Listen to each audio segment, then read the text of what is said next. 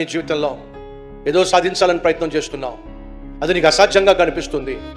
అది చదువులో విజయం కావచ్చు, ఇంటర్వ్యూలో విజయం కావచ్చు, ఆర్థికంగా విజయం కావచ్చు, ఆరోగ్యపరంగా విజయం కావచ్చు, కుటుంబాన్ని నిర్మించే విషయం కావచ్చు, వ్యాపారం చేసే విషయం కావచ్చు. ఏదైతే నువ్వు సాధించాలనుకుంటున్నావో ఆ సాధించాలనుకున్న దాన్ని నువ్వు సాధించాలి అని అంటే నీకేం కావాలి? బలం కావాలి. ఆ బలం ఎక్కడి నుంచి వస్తుంది? దేవుడు ఆయన సన్నిధికి వెళ్తే ఆయన సన్నిధిలోనే బలం దొరుకుతుంది.